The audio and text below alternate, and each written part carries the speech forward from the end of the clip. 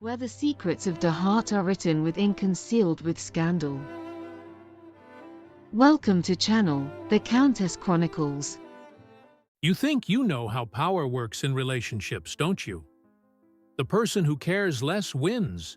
The one who walks away first holds all the cards. Rejection is the ultimate power move. That's what we've been taught. That's what every dating guru and relationship expert has drilled into our heads. But here's the paradoxical truth nobody wants to admit. The person who rejects often loses everything, while the person who gets rejected sometimes gains the whole world. I know that sounds completely backward, maybe even offensive if you've been on the receiving end of rejection recently, but stay with me because what I'm about to share with you is a story so controversial, so against everything society teaches us about power dynamics, that it'll completely shift how you see rejection, resilience, and what it really means to have value. This isn't some feel-good fairy tale where everyone lives happily ever after. This is about a woman who was humiliated on her wedding night, exiled without explanation, branded as defective by society, and then did something nobody expected. She didn't beg for her husband back, didn't waste away waiting for his approval, didn't even try to get revenge in the traditional sense. Instead, she built an empire in silence, while he destroyed himself in public. Here's the uncomfortable truth that's going to make some of you angry. Most of us, when we get rejected, we make it about us. We internalize it. We assume something's wrong with us. We spend months or years trying to figure out what we did wrong. Lady Mary Ashford did that too, for about 3 weeks. Then she had a revelation that changed everything. What if the rejection wasn't about her worth at all? What if it was about his fear? What if being pushed away was actually the best thing that could have happened because it forced her to discover capabilities she never would have developed otherwise? This story takes place in an era where women had almost no power, no legal rights, no ability to own property or make their own decisions. Mary should have been destroyed by what Duke William Rothschild did to her. According to every rule of that society, her life should have been over the moment he locked that bedroom door and sent her away. But here's the enigma. She didn't just survive, she thrived. And the man who thought he was protecting himself by rejecting her ended up losing everything that actually mattered. Now, I can already hear some of you thinking, "Great, another story about how rejection builds character. I've heard this before." But hold on, because this isn't about toxic positivity or pretending that rejection doesn't hurt. This story is about the hidden mechanisms of power that we rarely discuss.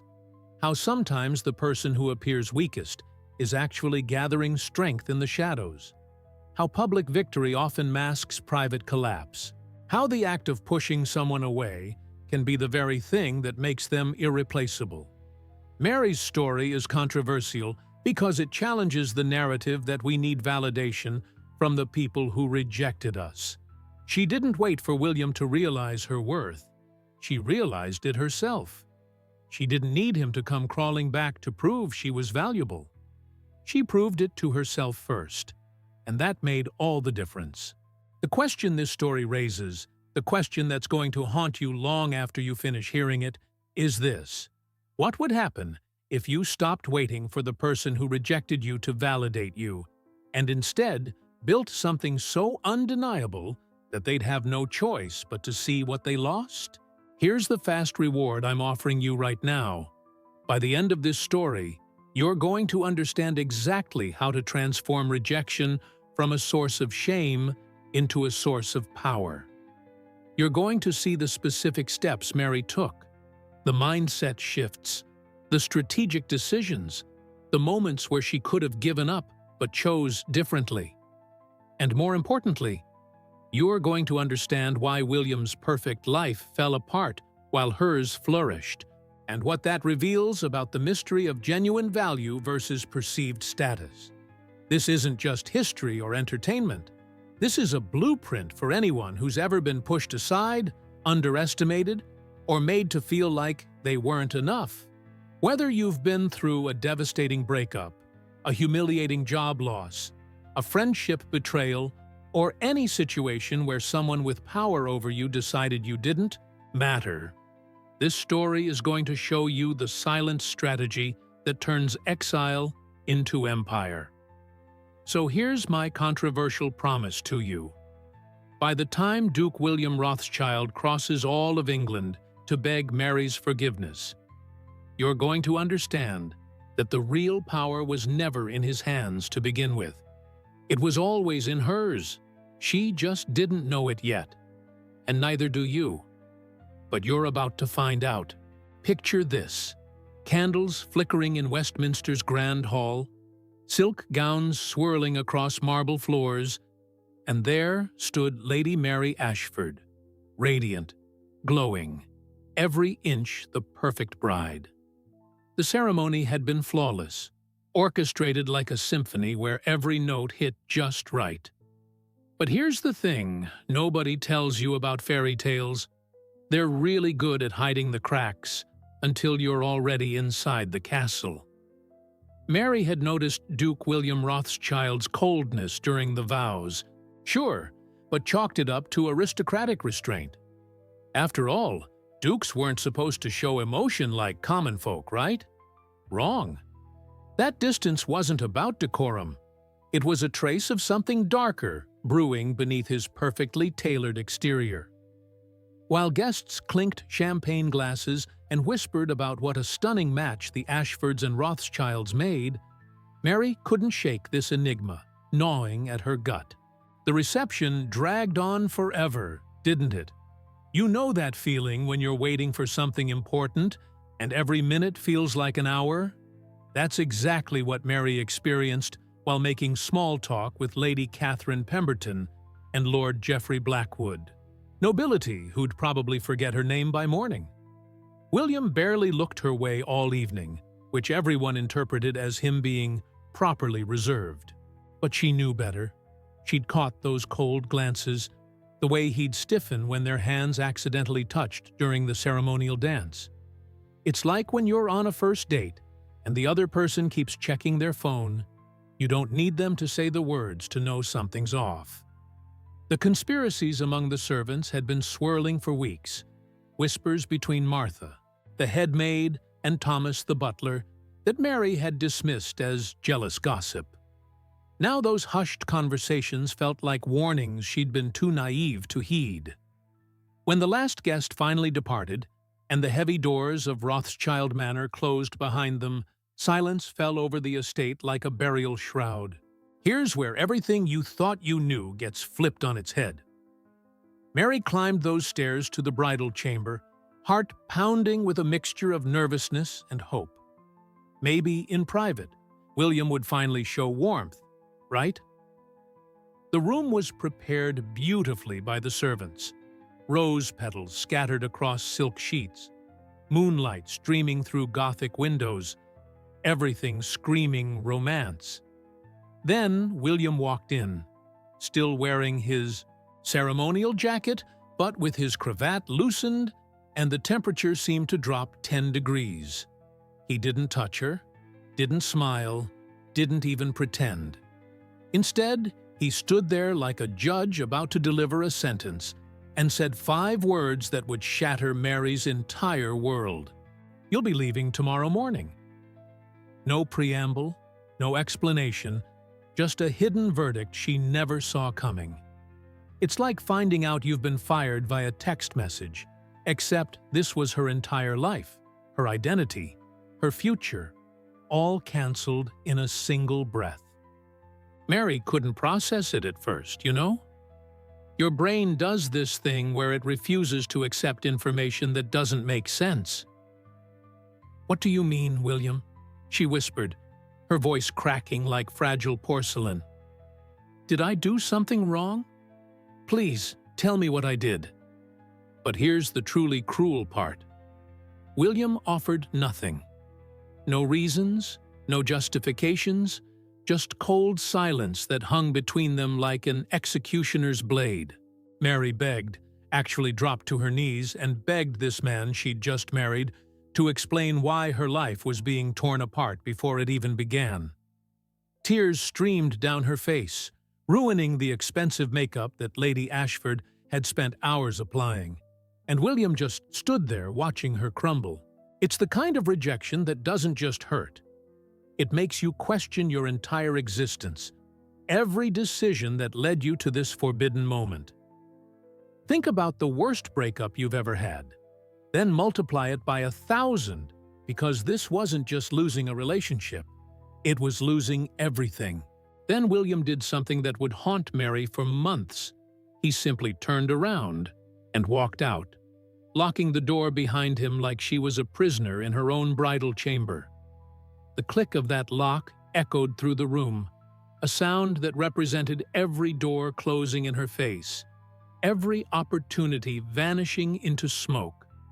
She was trapped there all night, alone with her thoughts and the mockery of those rose petals, those silk sheets that would never serve their purpose.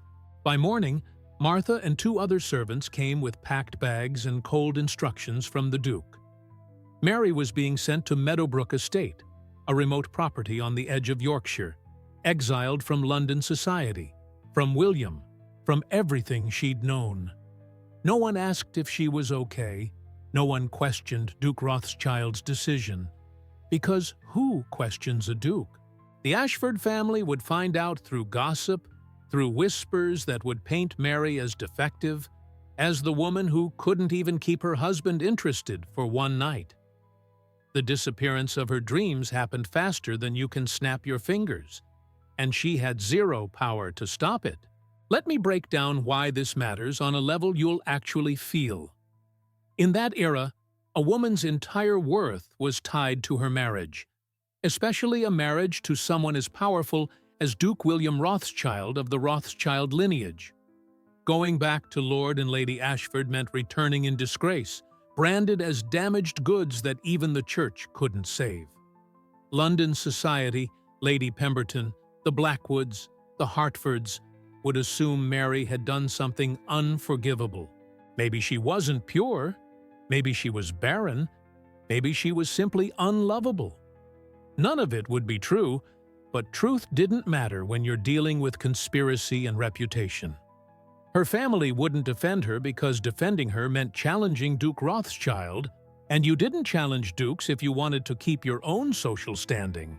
It's like being publicly humiliated at work, and then finding out your own family sides with your boss because he has more power than you.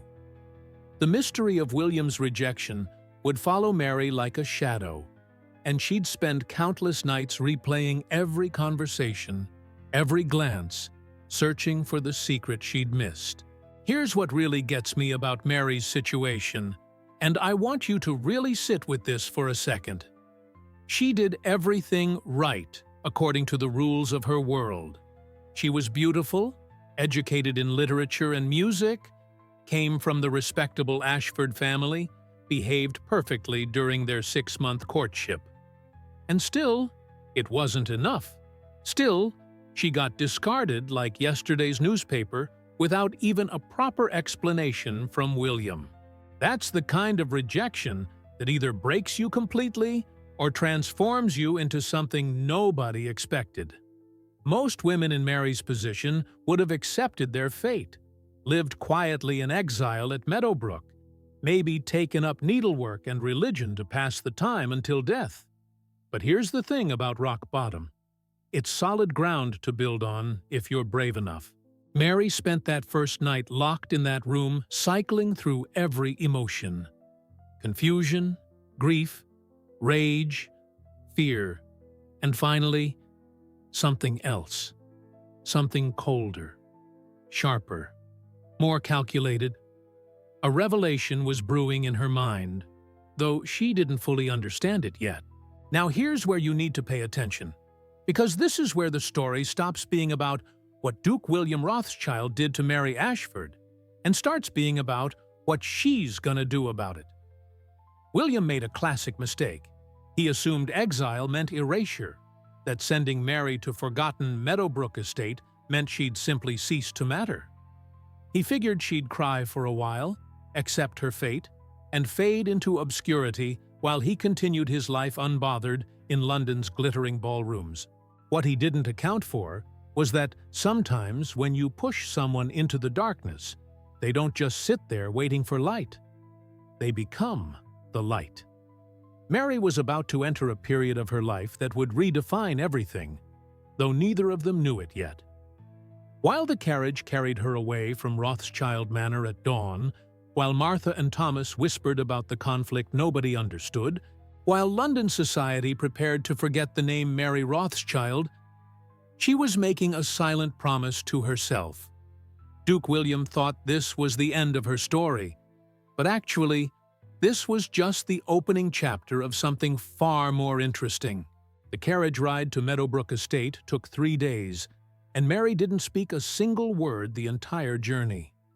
Martha, who'd been assigned to accompany her, tried making conversation at first, but eventually gave up when met with nothing but silence and that 1,000-yard stare. Here's what nobody tells you about exile. It's not just physical distance, it's psychological warfare. Every mile that separated Mary from London felt like another layer of her identity being peeled away. When they finally arrived at Meadowbrook, she understood why William had chosen this particular property. It was isolated, forgotten, practically crumbling at the edges. The estate sat on the border of Yorkshire, surrounded by nothing but rolling hills and the occasional sheep farmer. It's like being unfriended, blocked, and having your number deleted all at once, except this was her entire existence being erased. The secret of why she'd been banished hung over everything like a dark cloud, and the servants at Meadowbrook had already heard the whispers. Now, here's where things get interesting, and I need you to really pay attention to this dynamic. The staff at Meadowbrook, led by an older woman named Mrs. Harriet Thornton, didn't respect Mary the way servants should respect a duchess. Why would they? She wasn't a real duchess in their eyes. She was the woman the Duke had rejected before the marriage was even consummated. Mrs. Thornton would take her sweet time responding to requests. The groundskeeper, Mr. Edward Price, barely acknowledged Mary's presence, and the kitchen staff served meals cold more often than hot. It's that thing where people can smell weakness, you know? They sensed that Mary had no real power, no backing from Duke William, no protection from the Ashford family who were too embarrassed to even write her letters. The conspiracies among the staff were brutal. They'd speculate about what Mary must have done wrong, what defect she must have that made a duke reject her so quickly.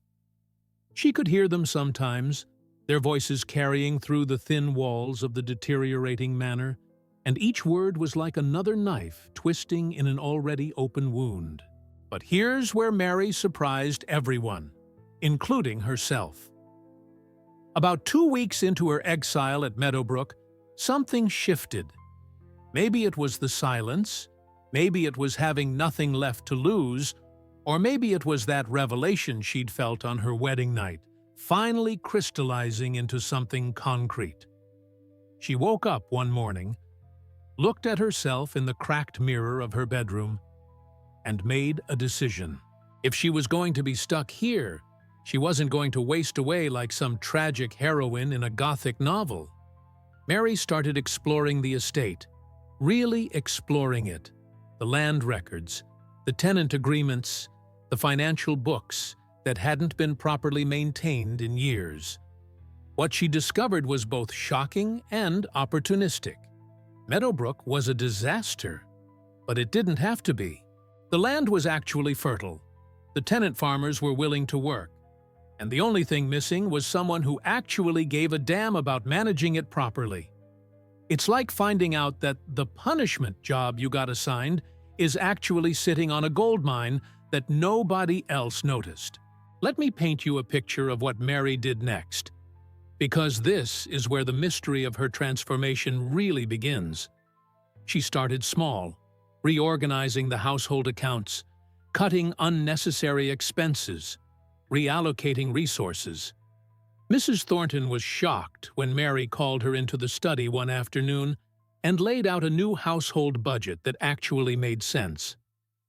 "We're spending twice what we should on imports," Mary explained, pointing to the ledgers with a confidence that seemed to appear out of nowhere. "Local suppliers can provide the same quality for half the cost." Then she turned her attention to the land itself, meeting with tenant farmers like John Whitmore and Samuel Cross, men who'd been ignored by the Rothschild family for decades. She listened to their problems, their ideas for improving crop yields, their frustrations with outdated equipment. And here's the kicker: she actually did something about it. Mary negotiated with local merchants, secured better tools for the farmers, reorganized the planting schedules based on their expertise. It's like watching someone who's never played chess suddenly start executing grandmaster-level moves.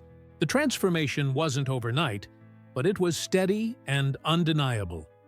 Within 3 months, Meadowbrook's wheat harvest had improved by 30%.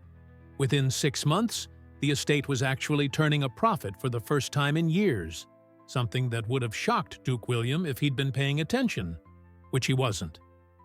Mary had discovered something crucial about herself during this period of exile. She was smart, capable, and didn't need a man's validation to prove it. She spent her evenings reading books on agriculture, economics, and estate management, texts she found in Meadowbrook's dusty library that nobody had touched in decades. Authors like Adam Smith's The Wealth of Nations became her companions, along with practical guides on crop rotation and soil management. While London society assumed she was withering away in disgrace, Mary was actually building something real, something that belonged entirely to her. The hidden truth that nobody expected was that exile had freed her from the constraints of being a proper lady.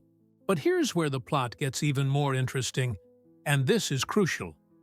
During her research into Meadowbrook's legal documents, Mary discovered something that made her heart skip a beat. She was still legally married to Duke William Rothschild. The marriage had been consummated in the eyes of the law the moment those vows were spoken, regardless of what happened or didn't happen in that bedroom. This meant William couldn't legally marry anyone else without first securing an annulment or divorce, both of which were scandalous and complicated processes in that era. More importantly, as his legal wife, Mary had certain rights to Rothschild properties and income that she'd never thought to explore. It's like discovering you're still on the lease of an apartment you thought you'd been kicked out of, except instead of an apartment, it's a duchy worth millions. She sat in that study, these legal documents spread before her, and a slow smile crossed her face for the first time in months. This was leverage, real power that William had foolishly overlooked in his rush to exile her. Now, most people in Mary's position would have immediately used this information, lawyered up, demanded their rights, caused a scandal that would have rocked London society. But Mary had learned something important during her time at Meadowbrook. Patience is a weapon, and timing is everything. She carefully filed away those documents, made copies, and locked them in a safe place. Then she continued her work on the estate as if nothing had changed. But everything had changed. She knew something William didn't know she knew, and that enigma gave her a sense of control she hadn't felt since before the wedding. Mary started building alliances with local merchants, lawyers like Mr. Benjamin Foster, who respected her business acumen, and even some minor nobility in the surrounding areas who were impressed by Meadowbrook's turnaround. She was creating a network, establishing herself as someone of substance beyond just being the Duke's rejected wife. It's like playing the long game when everyone expects you to rage quit in the first round. The servants' attitudes began to shift too, slowly but noticeably. Mrs. Thornton started calling her Your Grace, with actual respect in her voice instead of barely concealed mockery.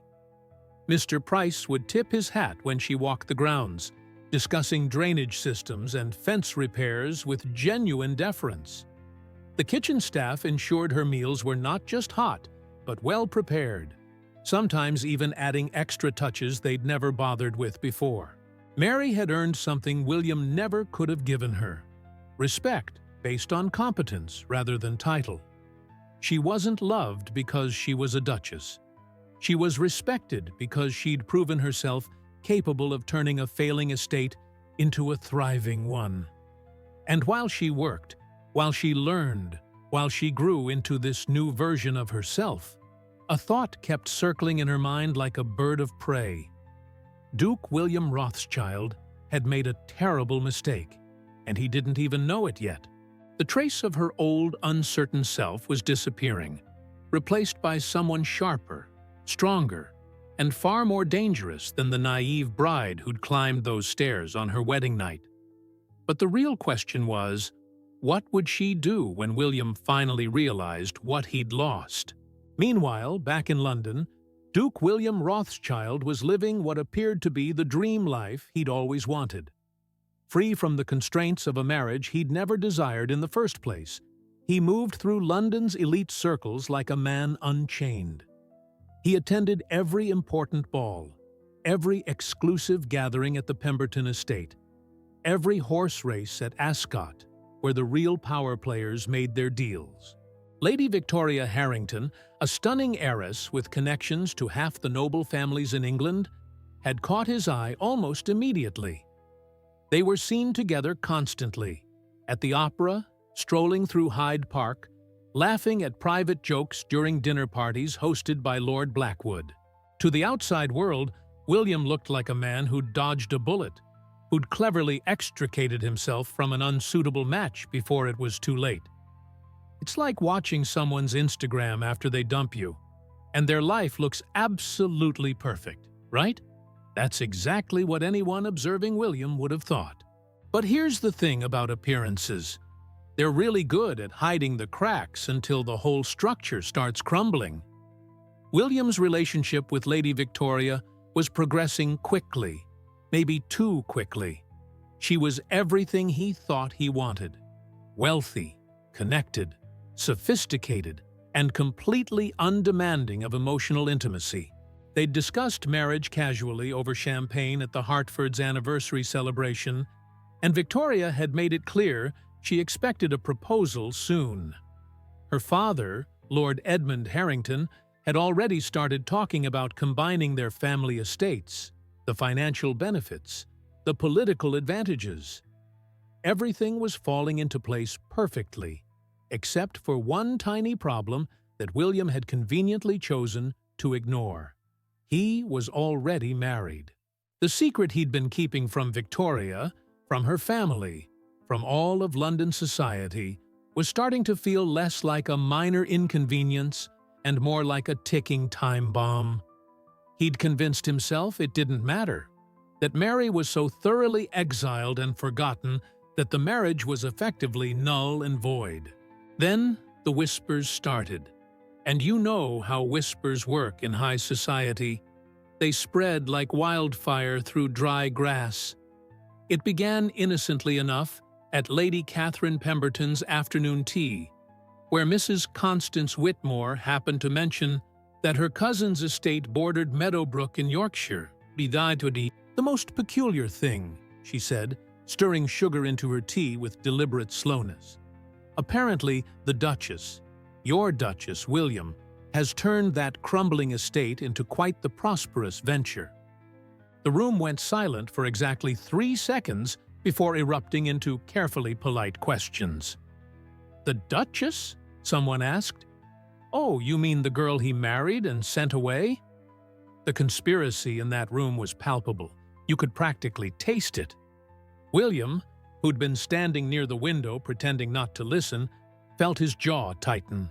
He'd sent Mary to Meadowbrook specifically because it was failing, isolated, a place where she'd be too occupied with mere survival to cause him any problems. The idea that she was not just surviving but thriving hadn't occurred to him even once.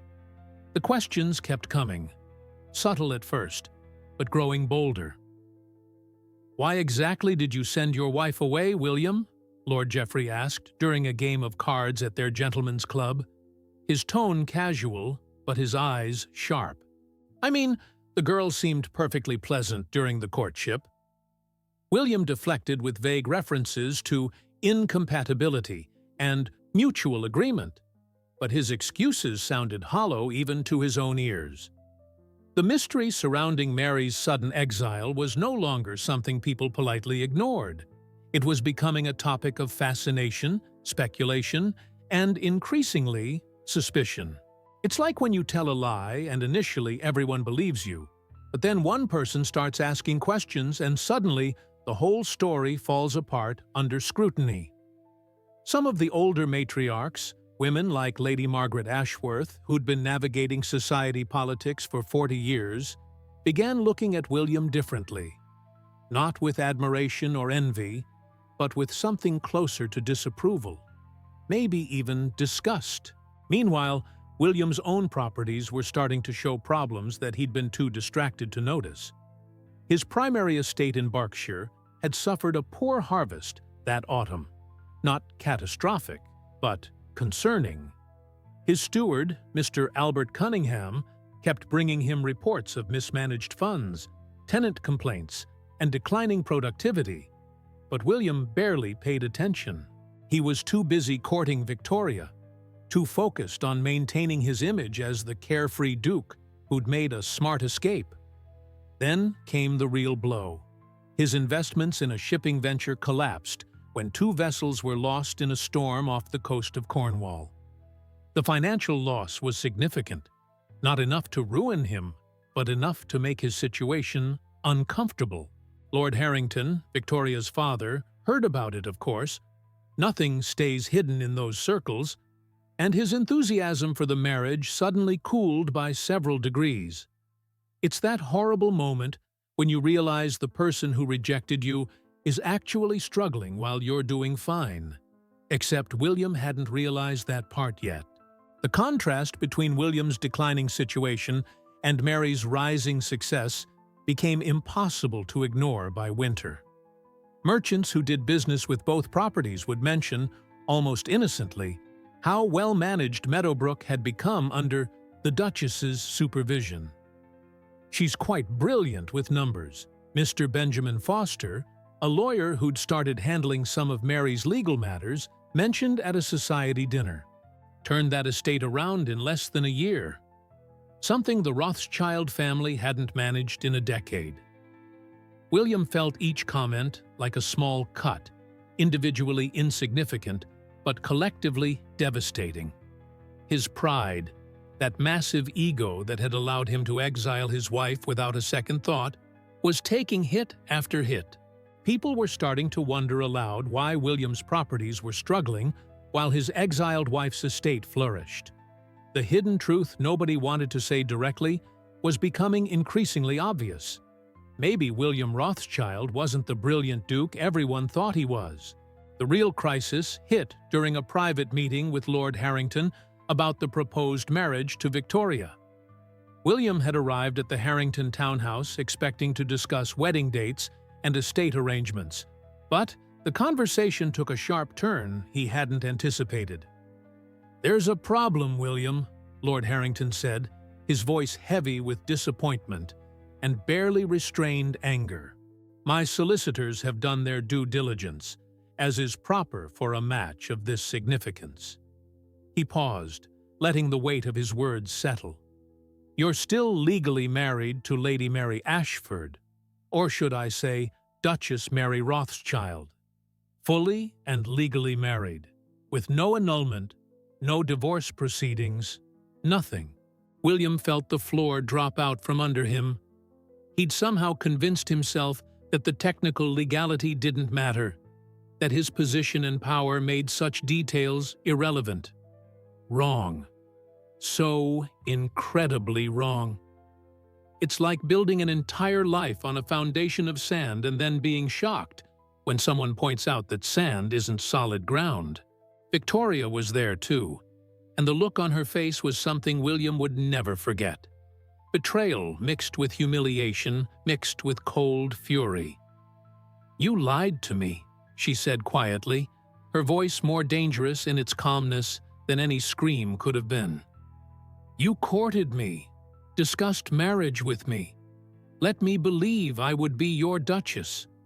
All while you already had a wife." Lord Harrington stood up, his decision already made. "This association is over, Rothschild. I won't have my daughter embroiled in a scandal because you couldn't be honest about your marital status." Within hours, the entire story had spread through London society like a revelation nobody saw coming but everyone secretly delighted in. William, the Duke who'd seemed so clever, so in control, had been exposed as either a liar or a fool, possibly both. Invitations to social events began drying up, business associates started making excuses to avoid meetings, and even his closest friends like Lord Blackwood kept their distance. The conflict between the image William had projected and the reality of his situation became impossible to maintain. And somewhere in Yorkshire, at a thriving estate called Meadowbrook, Mary Rothschild continued her work, probably unaware that her husband's perfect life was collapsing like a house of cards in a strong wind. The scandal exploded across London society faster than anyone could have predicted, and William found himself at the center of a storm he had no idea how to navigate. Within days of Lord Harrington's revelation, every drawing room in London was buzzing with the story of the Duke who'd hidden his wife away and then tried to marry someone else.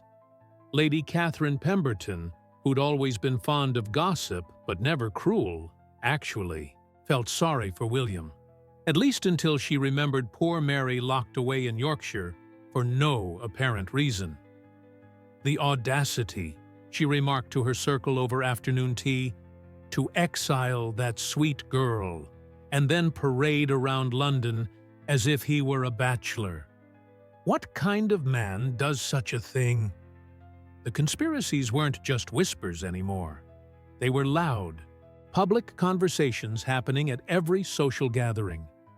People speculated about William's motives, his character, his fitness to hold the title of Duke. It's like watching someone's entire reputation crumble in real time on social media. Except this was happening in ballrooms and gentlemen's clubs where reputations were currency. Victoria Harrington, understandably furious at being made a fool of, didn't suffer in silence. She made sure everyone knew that she'd been deceived, that she was the innocent victim of William's dishonesty. Her father, Lord Edmund Harrington, went further. He began quietly spreading the word among his business associates that Duke Rothschild was not to be trusted. Contracts were cancelled, investment opportunities vanished, and loans that William had been counting on were suddenly unavailable. Mr. Albert Cunningham, William's steward, brought increasingly dire financial reports. "Your Grace," he said during one particularly painful meeting, "we're facing a liquidity crisis. Between the failed shipping venture, the poor harvests, and now investors pulling out, we need to make significant changes immediately." William sat behind his desk at Rothschild Manor, the same desk where his father and grandfather had managed the duchy with such success, and felt the weight of failure crushing him. The secret he'd tried so hard to keep buried, his marriage to Mary, had become the very thing destroying him. When he arrived and discovered that Mind belonged to the exiled Duchess, he was initially surprised, then impressed, then absolutely convinced he'd found the perfect business partner. "Lady Mary," he said during their meeting in Meadowbrook's newly renovated study, "I've reviewed your management of this estate, and I must say, you have a sharper business sense than most men I know in London." He proposed a partnership, not marriage, since she was still legally wed to William, but a legitimate business arrangement where Mary would consult on his agricultural ventures in exchange for a percentage of the profits. It's like getting a job offer from Google right after your startup begins taking off. Validation, that what you're doing actually matters. Mary accepted Lord Berkeley's proposal, but on her terms. She negotiated a contract that gave her autonomy, creative control, and a generous profit share that reflected her actual value. Mr. Benjamin Foster, her lawyer, was amazed at how skillfully she handled the negotiations.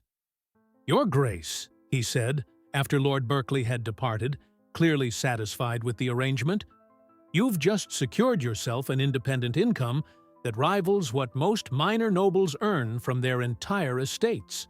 The mystery of how Mary had transformed from a rejected bride into a respected businesswoman became the talk of Yorkshire. And slowly, those stories began filtering back to London. People who'd never given Mary Ashford a second thought were now asking questions. Who is this woman? How did she do it? And why did William Rothschild throw away someone so capable? The enigma surrounding Mary was no longer about why she'd been exiled, but rather about what William had been thinking when he'd exiled someone so extraordinary. The turning point came during a meeting of William's financial advisors in late January. Mr. Cunningham laid out the situation with brutal honesty. "Your Grace, we have two options. Either you sell off significant portions of the estate to cover debts, which would diminish the duchy permanently, or—" He paused, clearly uncomfortable with what he was about to suggest. "Or you reconcile with your wife." The room fell silent. Lord Henry Blackwood, one of William's few remaining friends who'd been invited to provide counsel, leaned forward. "Cunningham is right, William. Your wife's reputation has somehow survived this scandal better than yours. In fact, she's gained a reputation for competence and integrity, two things London society now believes you lack." He let that sink in before continuing. "If you were to publicly reconcile with her, acknowledge your mistake, it might salvage both your reputation and your finances. Meadowbrook's success could be folded back into the duchy's holdings, and her business acumen could help turn around your other properties. It's that horrible moment when you realize the person you threw away is now the only one who can save you." William's initial reaction was pure pride and denial. "Absolutely not," he snapped, standing up from his chair so forcefully it nearly toppled over. "I will not go crawling back to some woman I married out of obligation. I'll find another way." But there was no other way, and everyone in that room knew it. Over the following weeks, as more creditors came calling and more doors closed in his face, the reality became impossible to ignore. The hidden truth that William had been avoiding finally crashed down on him with full force. He needed Mary far more than she needed him. She had built something real during her exile, something that didn't depend on titles or inherited wealth. Meanwhile, he'd coasted on his name and position, never developing the actual skills required to manage a duchy effectively. The conflict between what William wanted, to maintain his pride, to pretend the exile had been justified, and what he needed, Mary's forgiveness, her skills, her restored reputation in his life, was tearing him apart. The final push came from an unexpected source: his own mother, the Dowager Duchess Elizabeth Rothschild, who'd been living quietly in Bath, and had stayed out of her son's affairs. She arrived at Rothschild Manor unannounced one cold February morning and demanded a private audience. "William," she said, her voice carrying the authority of someone who'd managed the duchy during her husband's frequent absences, "I've heard about what you did to that poor girl, and I've watched you destroy everything your father built through sheer arrogance." She didn't raise her voice, didn't need to. "You will go to Yorkshire. You will apologize to your wife, and you will beg her forgiveness, not because it's the strategic thing to do, but because it's the right thing to do." William tried to argue, to explain his reasons, but his mother cut him off. "I don't care about your reasons. You took vows before God, and then abandoned your wife on your wedding night for no reason she could understand. That's not just foolish, William. It's cruel. And I didn't raise you to be cruel. It's like when your parent calls you out on your worst behavior, and you can't hide behind excuses anymore because they see right through you. That night, William sat alone in his study, staring at the portrait of his father that hung above the fireplace. He thought about Mary's face on their wedding night, the confusion and pain in her eyes that he'd chosen to ignore. He thought about the reports of her success at Meadowbrook, the respect she'd earned, the life she'd built without him. And for the first time since that night, he allowed himself to feel the full weight of what he'd done. The revelation hit him like a physical blow. He'd been afraid. Terrified, actually. Afraid of the intimacy marriage required.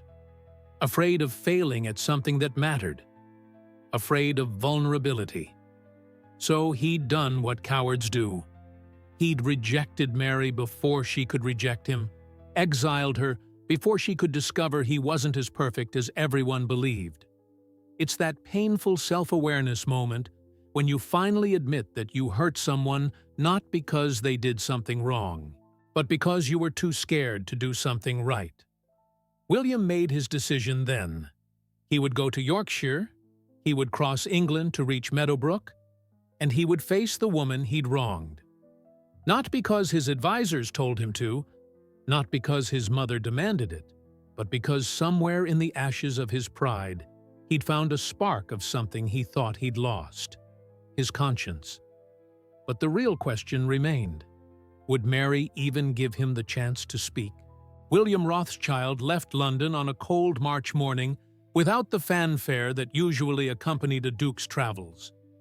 No grand carriage with the family crest displayed prominently. No entourage of servants. No announcements to the press about where he was going or why. Just William, a single horse, and a small bag with enough clothes for a week's journey.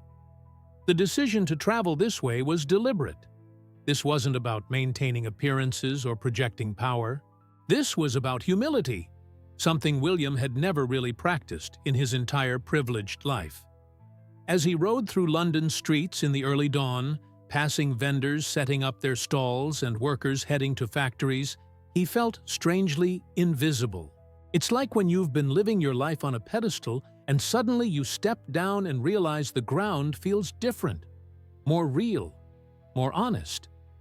The secret of his destination would eventually leak out, but for now, he wanted these final moments of anonymity before facing whatever waited for him in Yorkshire. The journey itself was brutal in ways William hadn't anticipated. He'd ridden horses before, of course, but always for leisure, for sport, never as actual transportation across hundreds of miles of English countryside. By the second day, his body ached in places he didn't know could ache. His hands, soft from years of being a gentleman, blistered from gripping the reins. He stayed at modest inns along the way, places where nobody recognized him or cared about his title. One night, in a tavern near Manchester, he overheard two farmers discussing Meadowbrook Estate. "That Duchess up there," one said, "she's got a head for business like nobody I've seen. Fair, too. Actually listens when you talk to her." The other nodded enthusiastically. "My cousin works those lands now. Says it's the best employment he's ever had. Pays fair, treats folk with respect." William sat in the corner, hood pulled low, and felt shame wash over him like cold water.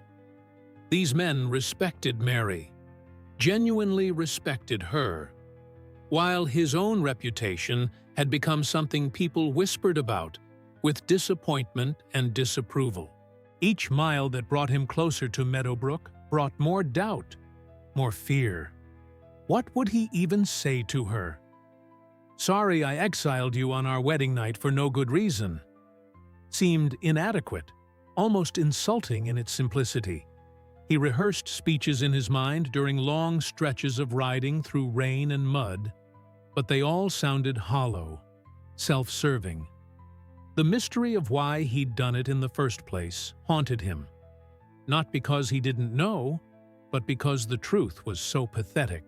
He'd been scared of intimacy, terrified of vulnerability, afraid that if Mary really knew him, she'd see through the perfect Duke facade to the insecure man underneath. So he'd rejected her first, struck before she could strike, exiled her before she could discover he wasn't worth loving. It's like pushing someone away because you're convinced they'll leave eventually anyway, except William had taken that cowardly impulse and weaponized it into something truly cruel. The conflict between wanting forgiveness and knowing he didn't deserve it consumed his thoughts. By the time William reached the borders of Yorkshire on the 5th day, word had somehow spread that the Duke was traveling alone toward Meadowbrook. Mrs. Harriet Thornton, Mary's head housekeeper, received the message from a rider who'd spotted William on the road and recognized him despite his attempt at anonymity. She brought the news to Mary immediately, finding her in the study reviewing contracts with Mr. Foster. "Your Grace," Mrs. Thornton said, her voice carefully neutral, "the Duke is coming. He's perhaps a day's ride away." Mary looked up from the papers, her expression unreadable. For a long moment, she said nothing, and you could have heard a pin drop in that study. Then, calmly, she replied, "When he arrives, tell him I'm occupied. He may wait." Mr. Foster's eyes widened slightly. This was a power move of extraordinary magnitude. Making a duke wait, especially your own husband, was the kind of thing that would have been unthinkable just a year ago. But Mary wasn't the same woman who'd left London in disgrace. William arrived at Meadowbrook Estate late in the afternoon, exhausted, muddy, and looking nothing like the polished duke who'd presided over London society. The estate itself shocked him. He'd sent Mary here expecting to see decline and neglect, but instead, he saw prosperity. The grounds were immaculate, the buildings repaired and maintained, workers moving about with purpose and efficiency. It was better managed than his own primary estate, and that realization stung like salt in an open wound. He approached the main house and was met by Mrs. Thornton, who looked at him with barely concealed disdain. "Your Grace," she said, the title sounding almost mocking coming from her. "The Duchess is currently occupied with important business matters. She will see you when she has time available." William opened his mouth to protest, to demand an immediate audience, as was his right as her husband. But something stopped him. Maybe it was the long journey. Maybe it was the genuine respect he'd seen in this woman's eyes when she spoke of the Duchess. Or maybe it was the understanding that he'd forfeited any right to make demands. "I'll wait," he said simply. 3 days. Mary made him wait 3 days, and they were perhaps the longest days of William's life. He was given a modest guest room, not the master suite, not even one of the better guest chambers, but a simple room that was clean and functional and nothing more. He could hear the estate operating around him, meetings happening in the study, workers reporting on various projects, Lord Berkeley visiting to discuss their business partnership. The hidden truth of Mary's life without him was becoming painfully clear. She'd built something significant, something that didn't need him at all. On the second evening, he stood by his window and watched Mary walk through the gardens with Mr. Foster, discussing what appeared to be legal documents, her posture confident, her manner authoritative. She glanced up at his window once, their eyes met for a fraction of a second, and then she looked away and continued her conversation. It's like watching someone you took for granted thriving without you and realizing you're not irreplaceable after all. You're actually completely replaceable. During those 3 days, William had time to think, really think, about everything that had led to this moment.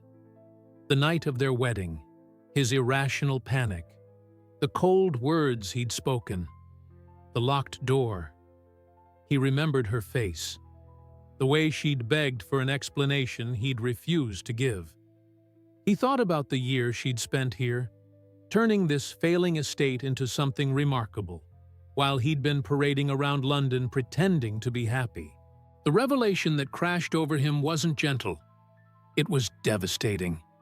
He'd loved her, probably from the first moment he'd met her during their courtship, and that love had terrified him so completely that he'd destroyed their marriage before it could even begin. Fear of losing control, fear of being vulnerable, fear of being truly known by another person. These weren't good reasons. They were the pathetic excuses of a coward. William had always prided himself on being strong, decisive, in control. But the strongest thing he'd ever done was exile an innocent woman. And the most decisive choice he'd made was to be cruel, rather than honest. On the morning of the fourth day, Mrs. Thornton finally came to his room. "The Duchess will see you now," she said, her tone making it clear this was a privilege being granted, not a right being acknowledged. William followed her through the house, noting the improvements everywhere: new furniture, repaired walls, artwork that showed actual taste rather than inherited stuffiness. They reached the study, and Mrs. Thornton knocked once before opening the door. Mary sat behind the desk. His desk, technically, but it was hers now in every way that mattered. Wearing a simple but elegant dress, her hair styled practically rather than ornately. She looked different from the frightened bride he'd rejected. Stronger, more self-assured, more real somehow. She didn't stand when he entered, didn't smile, didn't offer any of the pleasantries that society would have demanded. Instead, she simply gestured to the chair across from her desk and said, "Sit down, William." Her voice was calm, controlled, utterly without warmth, but also without anger. It's that tone someone uses when they've moved past hurt into something colder and more final, indifference. And William realized, standing there in that moment before sitting down, that indifference might be worse than hatred, because at least hatred meant she still cared enough to feel something about him. The enigma of what she was thinking, what she might say, hung in the air between them like a blade waiting to fall. William sat down slowly, acutely aware that every detail of this moment would define the rest of his life. Mary studied him with those sharp eyes that seemed to see right through every defense he'd ever built, every mask he'd ever worn. The silence stretched between them, not uncomfortable for her, but absolutely excruciating for him. Finally she spoke. "You look terrible." It wasn't said with satisfaction or cruelty, just a simple observation of fact. William did look terrible, exhausted, humbled, stripped of all the polish and perfection that had once defined Duke Rothschild. "I rode here alone," he said, his voice rougher than he intended.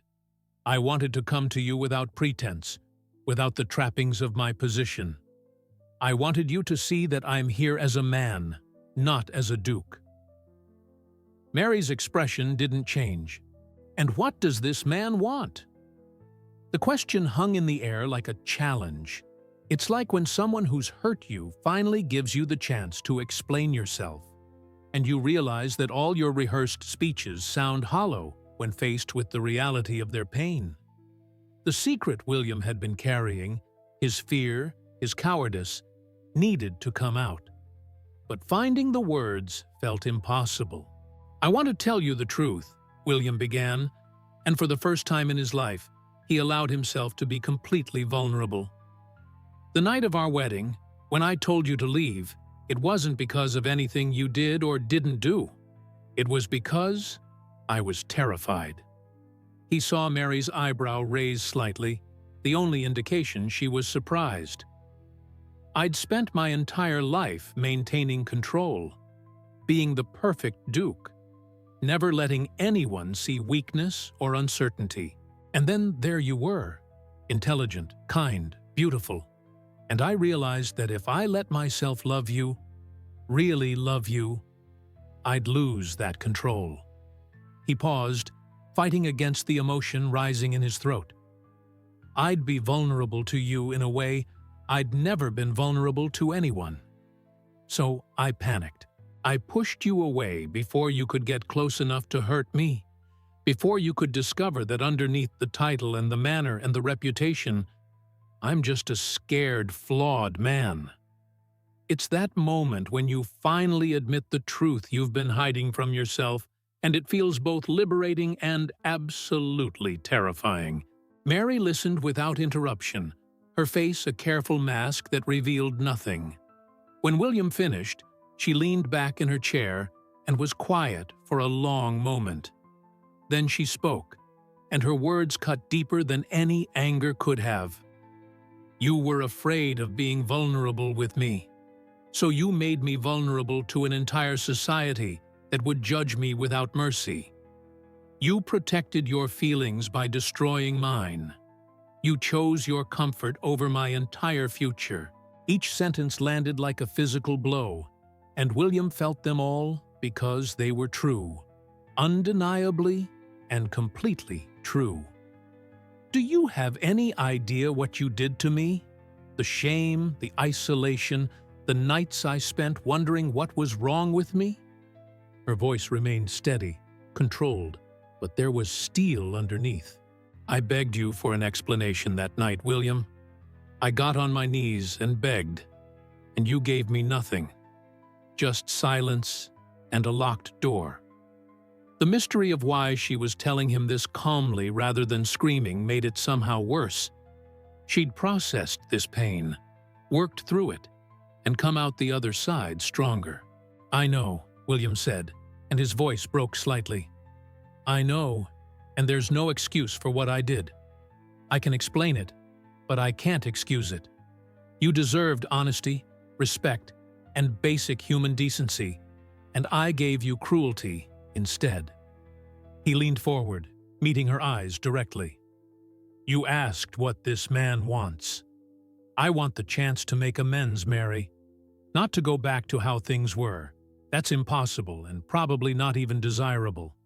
But to build something new, something honest. He took a breath. I've watched my life fall apart over the past months while yours has flourished. Everyone in London knows now that I made a catastrophic mistake.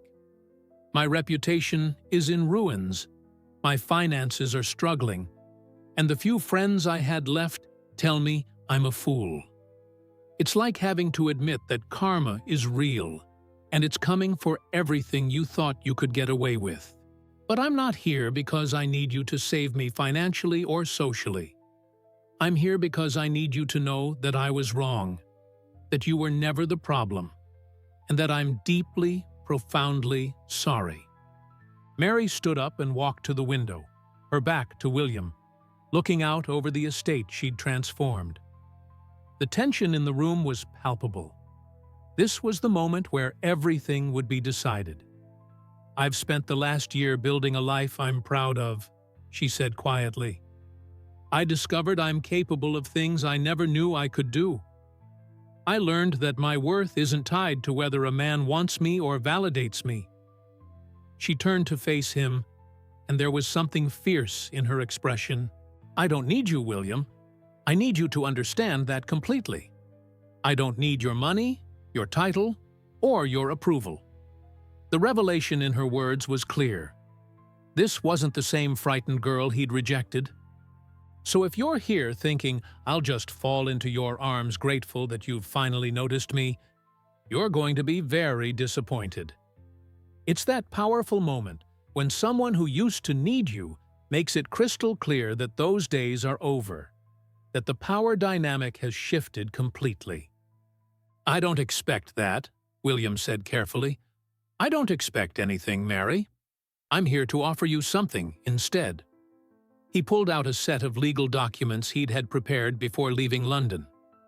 These papers give you complete legal control over Meadowbrook Estate. It's yours, not mine, not the duchy's. Yours outright. He set them on her desk.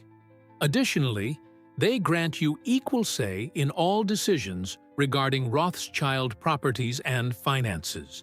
You'd have autonomy, authority, and legal protection that no duchess in England currently has. Mary looked at the papers but didn't touch them, her expression unreadable. William continued, "If you agree to give me a second chance, and that's an enormous if, it would be on your terms. We'd rebuild our relationship as equals, not as duke and subservient wife. I would publicly acknowledge what I did wrong, face whatever social consequences come from that, and we'd take whatever time you need to learn to trust me again." He paused. "And if after all that, you decide you can't forgive me or don't want to try, these papers still stand. You'd still have Meadowbrook, still have your independence. This isn't conditional on you taking me back." The hidden truth in William's offer was revolutionary for that era. He was essentially giving away power, control, and authority to his wife in a society where women had almost none of those things. Mary finally picked up the documents and read through them carefully, her legal education from the past year evident in how she examined each clause. Mr. Foster had taught her well.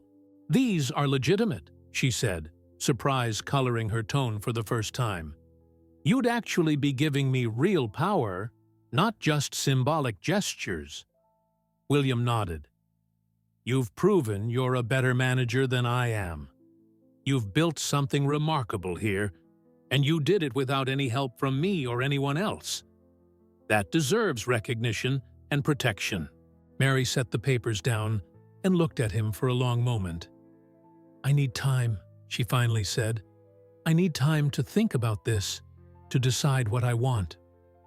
Her voice softened slightly, just a fraction. "You've given me something I never expected. Genuine honesty and real power. That counts for something, but it doesn't erase what happened." "I understand," William said, standing up. "Take whatever time you need. I'll stay in Yorkshire, at an inn in the village if you prefer, so you can reach me when you've made your decision." He moved toward the door, then paused. "Mary, regardless of what you decide, I want you to know something. This year, watching you from a distance, hearing about your success, seeing what you built here, it made me realize something I should have known from the beginning. You're extraordinary. Not because of your family name or your appearance or any of the superficial things society values, but because of your intelligence, your resilience, your integrity. It's like finally saying all the things you should have said from the start, knowing they might be too late but needing to say them anyway. I was a fool to push that away, and an even bigger fool to think I could find something better. There is nothing better than you." With that, he left the study, leaving Mary alone with the documents, the decision, and the enigma of whether someone who'd hurt her so deeply deserved a second chance. Over the following weeks, Mary did something William didn't expect. She investigated him. She had Mr. Foster make discreet inquiries in London about William's recent behavior, his finances, whether he'd treated other women poorly. She asked Lord Berkeley, who had connections in aristocratic circles, about William's reputation before their marriage. What she discovered was complicated. William had never been cruel before, never treated anyone the way he'd treated her. His exile of Mary seemed to be an aberration, driven by personal fear rather than a pattern of abuse. His financial troubles were real, not exaggerated to manipulate her. And his journey across England alone, his willingness to humble himself, was so unprecedented that people were still talking about it. The conspiracies she uncovered suggested that William's actions, while inexcusable, came from a place of profound emotional immaturity rather than malice. That didn't make it okay, but it made it understandable in a way that changed the calculation. Mary also realized something about herself during this time. She'd grown so much that she could handle this decision from a position of strength rather than desperation. She wasn't forgiving William because she needed him. If she forgave him, it would be because she chose to, on her terms, with full awareness of the risks. When Mary finally summoned William back to Meadowbrook 6 weeks later, she had her answer prepared. "I've reviewed your proposal," she said, gesturing for him to sit in the same chair as before. "And I have conditions of my own." William leaned forward, hope flickering in his eyes for the first time. "First, you will issue a public statement in London taking full responsibility for what happened. No vague language, no euphemisms. You'll admit you exiled me without cause, due to your own fears and insecurities." William nodded immediately. "Second, we don't resume our marriage immediately. We spend time together, here at Meadowbrook, getting to know each other properly. You'll work alongside me managing the estate, and we'll see if we can actually function as partners." She paused, watching his reaction. "Third, the legal documents you provided become official, regardless of whether our relationship works out. My independence and authority aren't contingent on staying married to you. It's like negotiating a business deal where you refuse to give up any leverage until you're absolutely certain the other party will follow through. Fourth," Mary continued, her voice steady and sure, "you'll see a physician about what we'd now call mental health. Someone who can help you understand why you acted the way you did and ensure it doesn't happen again." This was almost unheard of in that era, but Mary was insistent. "If we're going to build something real, you need to address the fear and insecurity that caused this crisis in the first place." William absorbed each condition, and to Mary's surprise, he didn't argue or try to negotiate. "I agree to everything," he said simply. "I'll make the public statement. We'll take whatever time you need. The legal protections are yours regardless, and I'll seek help for my issues. You're giving me more than I deserve, Mary, and I won't waste this chance." The conflict that had defined their relationship seemed to ease slightly, replaced by something more honest and potentially sustainable. "This won't be easy," Mary warned. "I'm not the same woman you married, and I won't pretend to be. I have my own business interests, my own opinions, my own life now." William smiled, genuinely, for the first time since arriving. "I don't want the woman I married. I want the woman you've become." The months that followed were complicated, messy, and real, in a way their original courtship never had been. William kept his word. He issued the public statement in London, shocking society, but earning grudging respect from some quarters for his honesty. He moved into a separate wing of Meadowbrook and spent his days learning estate management from Mary, who proved to be a demanding but effective teacher. They had arguments, real disagreements about how to handle various situations, but they worked through them with honesty rather than avoidance. Slowly, carefully, something resembling trust began to grow between them. Mary introduced William to Lord Berkeley, and the three of them formed a business partnership that proved remarkably successful. William discovered he actually enjoyed the work when it wasn't about maintaining appearances, but about building something real. And late at night, after long days of work, they'd sometimes sit together in the study and talk, really talk, about their fears, their hopes, their mistakes. It's like starting over with someone, but carrying the wisdom of everything that went wrong the first time.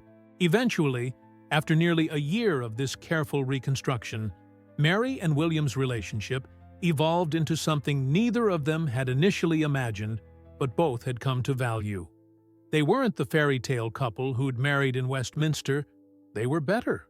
They were equals, partners who'd been through fire and come out stronger on the other side. Mary never forgot what William had done, but she chose to forgive it while maintaining the boundaries and protections she'd established. She kept her independence, her business ventures, her authority over Meadowbrook. William learned to be vulnerable, to communicate honestly, to value partnership over control.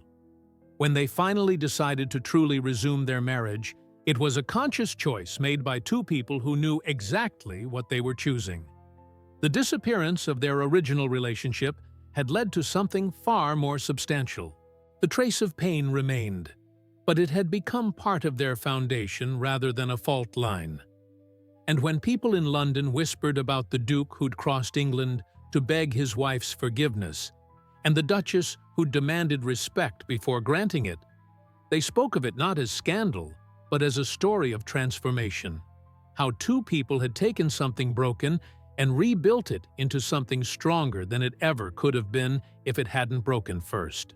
So here we are, at the end of Mary and William's story. But really, this is where your story begins. Because everything you just heard, the exile, the transformation, the power shift, the redemption, it's not just about some duchess in historical England. It's about you, right now, sitting with whatever rejection or setback is eating away at you. Let me ask you something, and I want you to be brutally honest with yourself. How much of your energy are you wasting waiting for someone who pushed you away to finally see your worth? How many hours have you spent replaying conversations, analyzing what you did wrong, checking their social media to see if they're thinking about you? Mary could have spent that entire year at Meadowbrook doing exactly that, staring out windows, writing letters William would never read, slowly withering away into bitterness and regret. Instead, she made a choice that seemed impossible at the time. She decided to build something so undeniable that whether William ever noticed became irrelevant. That's the secret nobody wants to tell you because it sounds too hard, too lonely, too much like giving up on the validation you desperately want. But here's the revelation. The moment you stop performing for the person who rejected you and start building for yourself, everything changes. Now let's get practical, because inspiration without action is just entertainment. What's your Meadowbrook? What's the thing you've been ignoring, the skill you've been meaning to develop, the project you've been putting off because you're too busy mourning what you lost? Mary didn't have a business degree or mentors or YouTube tutorials. She had dusty books in a forgotten library and the determination to figure it out. You have infinitely more resources than she did. You have the internet, online courses, communities of people learning the same skills, access to information that would have seemed like magic in her era. So what's stopping you? Is it actually a lack of resources? Or is it that you're still waiting for permission from someone who doesn't deserve to give it? Here's what I want you to do right now, before you click away from this video. Write down one thing, just one, that you're going to start building. Not for anyone else, not to prove something to your ex or your former boss, or that friend who betrayed you. For you. Something that genuinely interests you, challenges you, makes you slightly uncomfortable because it requires growth. That's your first step out of exile and into empire. But let's address the elephant in the room. The question you're probably wrestling with. Should you forgive the person who hurt you if they come back? Because William did come back, and Mary did eventually give him another chance. And some of you are thinking, that means reconciliation is always the answer. Wrong. Mary forgave William on her terms, from a position of strength, with legal protections in place and boundaries that couldn't be crossed. She didn't take him back because she needed him. She chose to work with him because he'd fundamentally changed and proven it through actions, not just words. The conflict you're facing isn't whether forgiveness is right or wrong. It's whether you're considering it from a place of desperation or a place of power. If someone who hurt you wants back into your life, ask yourself Mary's questions. Have they taken full responsibility without excuses? Have they done the internal work to understand why they hurt you? Are they offering you real power and respect, or just empty apologies? And most importantly, do you actually want them back? Or do you just want validation that you were worth keeping all along? because those are two very different things. Here's the uncomfortable truth that might make you angry. Most people who reject you will never have a William moment. They won't cross countries to apologize, won't publicly admit they were wrong, won't suddenly realize what they lost and come begging for another chance. And you know what? That's actually perfect. Because Mary's real transformation wasn't about William's redemption. It was about her discovering she didn't need his redemption to be whole. The most powerful moment in this entire story wasn't when William showed up at Meadowbrook. It was when Mary made him wait 3 days because she had more important things to do. That's the energy you need to cultivate. Not bitter, not vengeful, just genuinely busy building something that matters more than old wounds. The enigma of letting go isn't that you stop caring, it's that you start caring about better things. So while you're waiting for that person to realize what they lost, you're actually losing time you could be spending on people and projects that actually value you. How's that for a perspective shift? Let me share something personal here. Something I've learned from studying hundreds of stories like Mary's across different eras and contexts. The people who transform rejection into rocket fuel all have one thing in common. They reach a point where they stop asking, "Why wasn't I enough?" and start asking, "What am I capable of?" That pivot, that reframing of the question, is where everything changes. Because "why wasn't I enough?" keeps you stuck in the past, analyzing variables you can't change, seeking answers from people who don't have them. But "what am I capable of?" propels you into the future, into experimentation, into discovery. Mary asked that second question when she started examining Meadowbrook's financial records. She didn't know she'd be good at estate management. She discovered it by trying. She didn't wait until she felt confident. She built confidence through action. And that's exactly what you need to do with whatever's in front of you right now. Stop waiting to feel ready. Stop waiting for permission. Stop waiting for the person who hurt you to validate that you're worth the effort. Just start building and let your results do the talking. Now, here's where I'm going to push you a little, because I care more about your actual growth than making you comfortable. What story are you telling yourself about why you can't do what Mary did? Is it that your situation is different? More complicated? That you don't have her advantages? Let's be real. Mary had almost no advantages. She lived in an era where women couldn't vote, couldn't own property in their own names, couldn't access most professions, where divorce was nearly impossible and social exile was a death sentence for reputation. You're reading this in an era with infinitely more freedom, opportunity, and resources. If she could transform a crumbling estate into a profitable enterprise with nothing but determination and dusty books, what's your excuse? I'm not saying that to be harsh. I'm saying it because I believe you're capable of more than you think you are. And sometimes we need someone to call out the stories we're telling ourselves that keep us small. The mystery isn't whether you can do it. It's whether you'll choose to do it, even when it's uncomfortable, even when nobody's watching, even when there's no guarantee of recognition or reward. So here's what happens next. And this is where you make a choice that determines whether this video was just entertainment or actual transformation.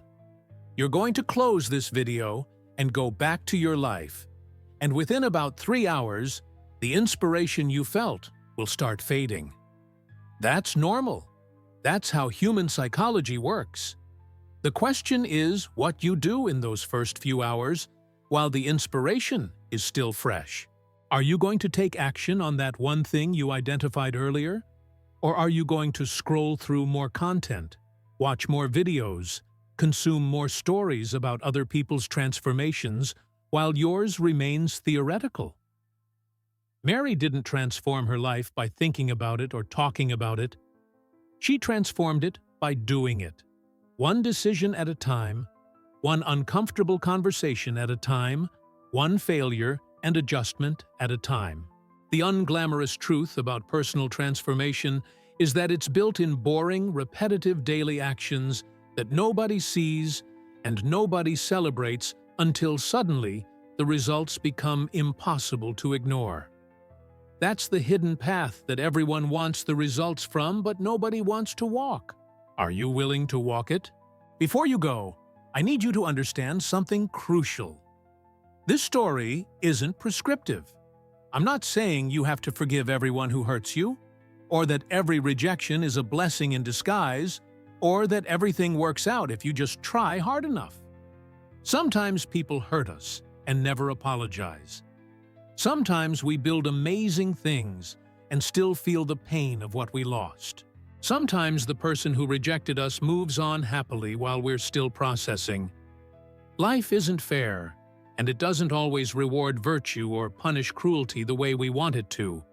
But here's what I am saying. Regardless of whether karma catches up to the people who hurt you, regardless of whether they ever realize what they lost, you still have the choice of what you build with the pieces you're left with. Mary could have built nothing, could have spent that year in misery and been completely justified in doing so, but she chose differently. Not because she was superhuman or exceptionally strong, but because at some point she realized that her pain didn't have to define her trajectory. That's the revelation available to you right now, in whatever situation you're facing. Your past doesn't determine your potential unless you let it. Here's my final challenge to you, and this is where we separate the people who actually want to change from the people who just want to feel inspired. I want you to do something uncomfortable in the next 24 hours, not something huge, something small but significant that moves you toward your version of Meadowbrook. If you've been rejected by someone, I want you to block their number so you stop checking if they've reached out. If you've been passed over for a promotion, I want you to start learning the skill that will make you undeniable for the next opportunity. If you've been betrayed by a friend, I want you to reach out to someone new and start building a better connection. Whatever your specific situation is, take one action, just one, that demonstrates you're choosing yourself over waiting for external validation. Then comment below and tell me what action you took. Not for me, but because making a public commitment increases your likelihood of following through by about 60%. This community of people watching this video right now, we're all dealing with some version of rejection, exile, or being underestimated. Let's build our Meadowbrooks together, and let's do it starting right now.